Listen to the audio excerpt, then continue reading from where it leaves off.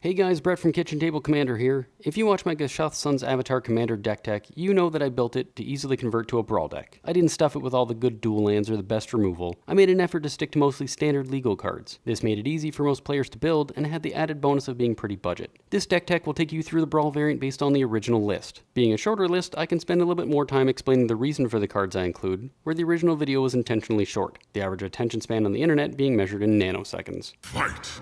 Starting us off is the ramp. We're playing dinos and they're not cheap. We have Thunderherd Migration, New Horizons, Ixalan Seer, Drover of the Mighty, Kinjali's Collar, and Otepec Huntmaster. Thunderherd Migration helps us to get extra mana as well as help us find any color we're missing. New Horizons is a mana fixer and helps ramp. Ixalan Seer and Drover of the Mighty are mana dorks. The Seer helps us get back dinos that our opponents didn't like, and Drover will be a 3-3 most of the time. Kinjali's Collar makes our dinos cheaper while also being cheap itself. Having 3 toughness will mean that it sticks around for long enough to see the benefit of the cost reduction. Otepec Huntmaster also reduces the cost of our dinos and gives them haste for free. Our removal package is pretty simple but can double as a combat trick some of the time due to enrage. We have Crushing Canopy, Divine Verdict, Legion's Judgment, Lightning Strike, Slash of Talons, and Sure Strike. Crushing Canopy can help you deal with any annoying flyers or enchantments. Divine Verdict straight up nukes a creature. Legion's Judgment is a little bit more picky, needing the creature to be power 4 or greater, but that shouldn't be too hard to accommodate. Lightning Strike pulls triple duty, killing anything with 3 or less toughness, triggering a rage on your own dinos,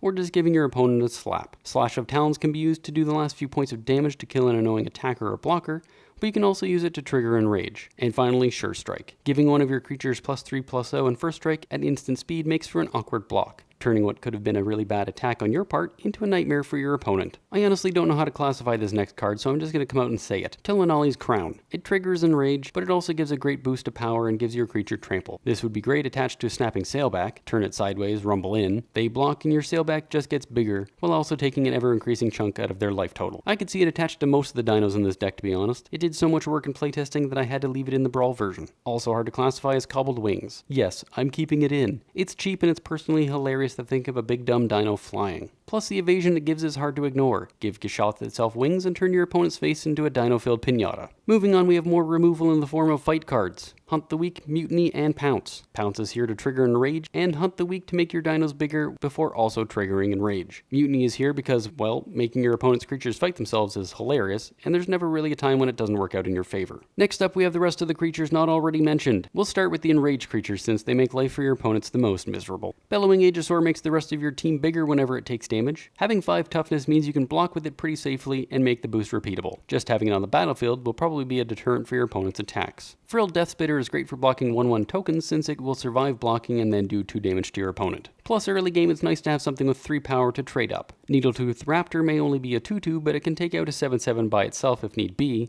or you can block something small and then kill their bigger threat. Polyraptor is insane. Being a 5/5 means it's hard to kill in combat a lot of the time, and every time it survives combat it makes a copy of itself. If you can trigger its Enrage consistently, like say with Forerunner of the Empire, which is also in this deck, it'll lead to a board state your opponent will be hard pressed to beat. Ripjaw Raptor is repeatable card draw given that it can block most creatures. Silverclad Ferocidons makes your opponent sacrifice creatures each time it's dealt damage, and being an 8/5 means you'll probably be attacking more often than not. The aforementioned Snapping Sailback. Flash is great, isn't it? A surprise 4/4 that makes itself bigger if it gets dealt damage. It's like the Incredible Hulk of the Magic world. Suncrowned Hunters is a 5/4 that deals 3 damage to target opponent when it's dealt damage. Token blocker for days. Trapjaw Tyrant exiles a creature every time it takes damage. Unless your opponent can kill it, their board will stay pretty clear. The non-enraged creatures are equally great at giving your opponents a headache. Charging Tuskodon will force your opponent to make bad blocks to avoid getting hit with that trample ability, probably making them double block to kill it. Italy Primal Storm gives you value in the form of playing your opponent's library for them. And remember, Brawl is a multiplayer format, so you're getting more than 1 card on attack. Plus, you don't even have to pay for the spell. How awesome is that? Answer? Very. Ghalt Primal Hunger is a 12/12 that most of the time will cost double green. Grazing Whiptail to keep flyers at bay. Regisaur Alpha brings a friend and gives all other dinos haste. Territorial Hammerskull taps down a potential blocker when it attacks, making combat easier for itself and the team. Thundering Spineback is our Dino Lord, giving all our dinos +1/+1 and the added ability to make a 3/3 for a modest investment. Late game when you have nothing else to spend mana on, you'll appreciate the consistent threat generator. Zacama Primal Calamity is basically free once you have 9 mana, and then you can use its abilities to deal 3 damage to any creature, or destroy an artifact or enchantment that's been bugging you. You can also gain life if you have nothing better to do. And finally, there is Zetalpa Primal Dawn, who can say no to a 4/8 flying double strike vigilance trample and indestructible elder dino. Not your opponent, that's for sure.